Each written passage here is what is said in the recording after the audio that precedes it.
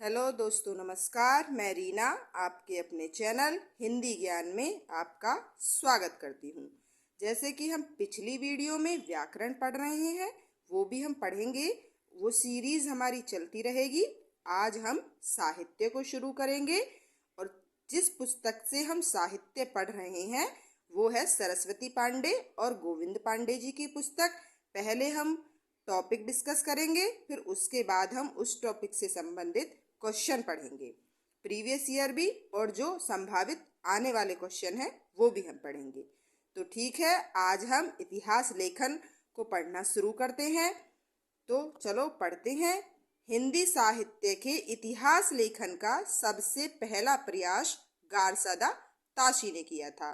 तो ये कहाँ के रहने वाले थे? ये फ्रेंच के रहने वाले थे, यानी फ्रेंच भाषा में इन्होंने अपनी पुस्तक को लिखा था।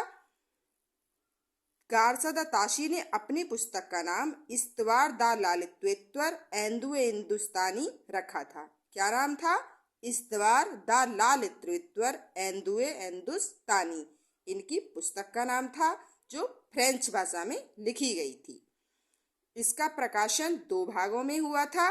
पहला प्रकाशन 1839 से तथा 1847 ईस्वी में हुआ और दूसरा प्रकाशन 1871 में हुआ था, जो तृतीय 3 भागों में विभक्त था। तो यह ग्रंथ ग्रेट ब्रिटेन और आयरलैंड की प्राच्य साहित्य अनुवाद समिति की ओर से पेरिस में मुद्रित किया गया था, यानी छपा था। तो इसका दूसरा प्रकाशन, द्वितीय संस्करण, 3 भागों में विभक्त था, जिसका प्रकाशन 1871 में हुआ था। गारसादा ताशी ने अपनी पुस्तक में हिंदी और उर्दू के अनेक लेखकों का यानी कवियों का विवरण अंग्रेजी वर्णमाला अनुसार दिया है।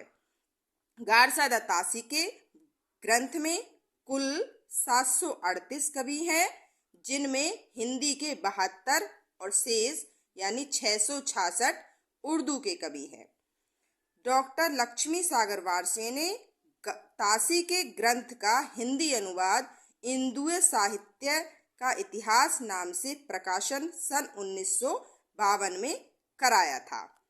ताशी की पुस्तक इस्तवार दा लालित्वेत्वर एंदुए हिंदुस्तानी में एंदुई का जो अर्थ है वो होता है हिंदी, हिंदुस्तानी का जो अर्थ है वो है हिंदुस्तानी, उर्दू उपयुक्त होता है।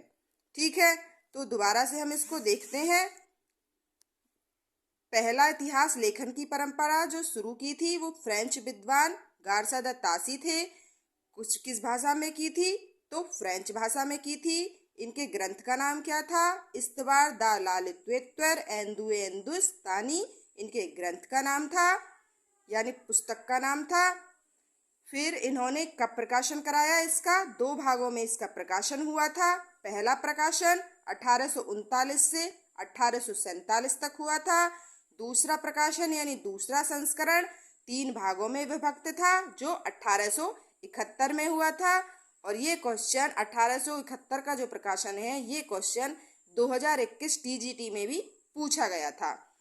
गारसादा ताशी के ग्रंथ में कुल 738 कवि हैं, जिनमें से हिंदी के 72 हैं और 666 उर्दू के कवि हैं। और इसका हिंदी में जो अनुवाद किया है वो 1952 में लक्ष्मी सागर वारसे ने इंदुई साहित्य का इतिहास नामक रूप से किया है। ठीक है, तो एंदुई का अर्थ होता है हिंदवी और हिंदुस्तानी का अर्थ होता है हिंदुस्तानी। ठीक है, तो आगे पढ़ते हैं।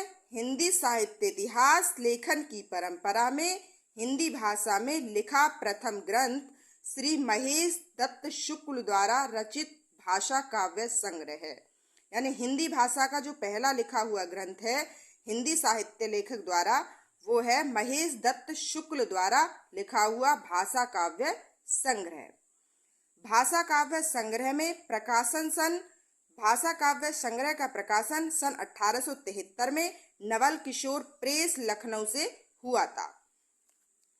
शिव सिंह सेंगर ने शिव सिंह सरोज नामक ग्रंथ हिंदी भाषा में दूसरा महत्वपूर्ण इतिहास है। पहला कौन सा है? तो पहला है हमारा महेश दत्त शुक्ल द्वारा लिखित भाषा काव्य संग्रह, जो 1873 में नवल किशोर प्रेस में छपा हुआ था लखनऊ से।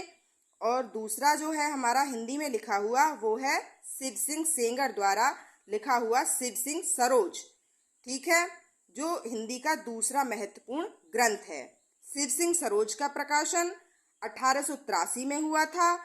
शिव सिंह सरोज में एक सहस्त्र यानी 838 कवि भाषा कवियों का जीवन रचित तथा उनकी कविताओं के उदाहरण दिए गए हैं। तो कितने कवियों का प्रकाशन है, यानी 838। सन 1888 में एशियाटिक सोसाइटी ऑफ बंगाल की पत्रिका के विशेषांक के रूप में ग्रियर्सन द्वारा रचित the modern vernacular literature of Hindustan का प्रकाशन हुआ था। कब हुआ था? 1888 में हुआ था। किसने किया था? तो the modern vernacular literature of Hindustan का प्रकाशन गारसादा तासी ने किया था। जॉर्ज ग्रियर्सन ने किया था। गारसादा तासी ने इस्तवार द लालित्य एंदु हिंदुस्तानी का किया था और ग्रियर्सन ने the modern vernacular literature of Hindustan का प्रकाशन किया था, जो 1888 में हुआ था एशियाटिक सोसाइटी ऑफ बंगाल की पत्रिका के विशेषांक के रूप में।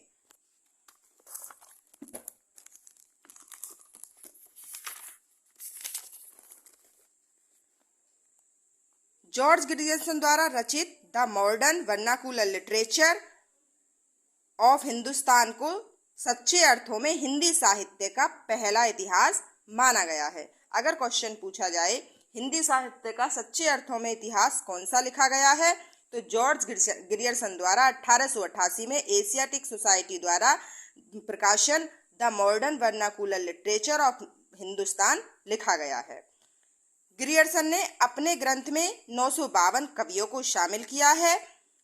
डॉक्टर किशोरी लाल गुप्त ने the modern vernacular literature of Hindustan का हिंदी साहित्य का प्रथम इतिहास शीर्षक से हिंदी अनुवाद किया है, जिसका प्रकाशन 1957 में किया है।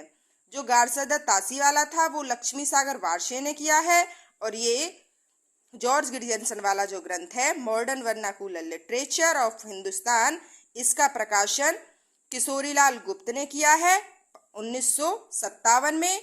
किस नाम से किया है? हिंदी साहित्य का प्रथम इतिहास नाम से किया है। ग्रियर्सन ने कवियों और लेखकों का कालक्रम अनुसार वर्णन, वर्गीकरण तथा उनकी प्रवृत्ति को स्पष्ट किया है। विभिन्न युगों के काव्य प्रवृत्तियों की व्याख्या करते हुए उनसे संबंधित सांस्कृतिक परिस्थितियों व प्रेरणा स्रोतों का उद्घाटन किया। प्रस्तुत ग्रंथ को विभिन्न कालखंडों में विभक्त किया गया है तथा प्रत्येक अध्याय काल विशेष का सूचक है।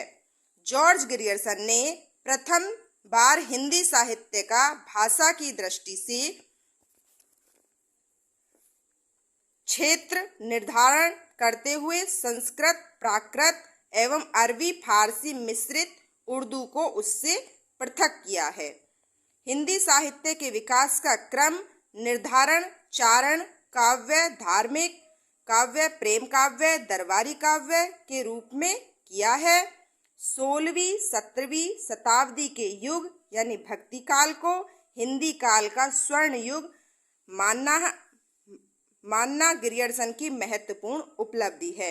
ये क्वेश्चन बार बार पूछा जाता है कि भक्ति काल 16वीं 17वीं शताब्दी का युग है और स्वर्ण युग किसने कहा है भक्ति काल को? तो ग्रियर्सन ने कहा है, जॉर्ज ग्रियर्सन ने कहा है। जॉर्ज ग्रियर्सन का ग्रंथ पूछा जाता है तो कौन सा है हमारा? The modern vernacular literature of northern Hindustan 1888 में। मिश्र बंधुओं ने मिश्र बंधु विनोद नामक इतिहास ग्रंथ की रचना की। तो मिश्र बंधुओं में गणेश बिहारी, श्याम बिहारी, सुखदेव बिहारी मिश्र, ये 3 भाई थे।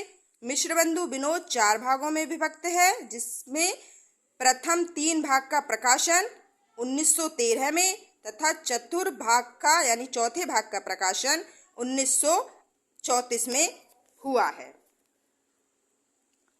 मिश्रबंधु विनोद में 4591 कवियों का जीवन वृत्त है, यानी लगभग 5000 कवियों का। कब प्रकाशन हुआ था? तो दो भागों में 1913 और चतुर्थ भाग 1934 में। इसमें अनेक अज्ञात कवियों का प्रकाश में लाने के साथ ही उनके साहित्य महत्व को स्पष्ट करने का प्रयास किया है। मिश्रबंधु विनोद में कवियों का सापेक्षित महत्व निर्धारित करने के लिए उनकी 4 श्रेणियां बनाई गईं। हिंदी साहित्य इतिहास लेखन की परंपरा में आचार्य रामचंद्र शुक्ल द्वारा रचित हिंदी साहित्य का इतिहास का स्थान सर्वोच्च है। आचार्य शुक्ल का इतिहास मूलतः नागरी प्रचारणी सभा द्वारा प्रकाशित हिंदी शब्द सागर की भूमिका के रूप में हिंदी साहित्य का विकास के नाम से 1929 में प्रकाशित हुआ। हिंदी साहित्य का इतिहास में 1000 कवियों और लेखकों को शामिल किया गया है। किसमें? हिंदी साहित्य का इतिहास जो हिंदी शब्द सागर की भूमिका के रूप में लिखा गया है।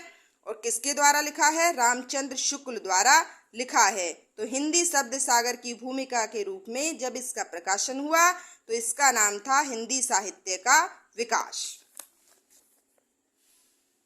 आचार्य शुक्ल ने सिद्ध सिंह सेंगर, जॉर्ज ग्रियर्सन तथा मिश्रबंधु के इतिहास को कवि व्रत संग्रह की संज्ञा दी है।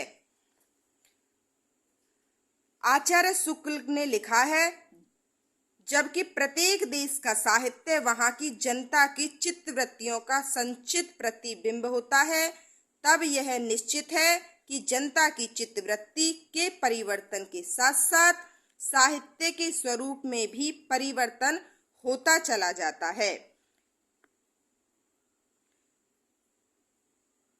आदि से अंत तक इन्हीं चित्तवृत्तियों की परंपरा को परखते हुए साहित्य परंपरा के साथ उनका सामंजस्य दिखाना ही साहित्य का इतिहास कहलाता है।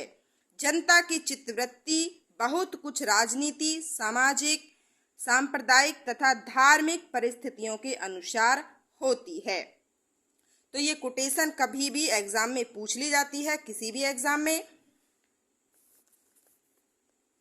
सर्वप्रथम आचार्य शुक्ल ने साहित्य इतिहास को आलोचना से पृथक किया तथा अपने विकासवादी एवं वैज्ञानिक दृष्टिकोण का परिचय दिया।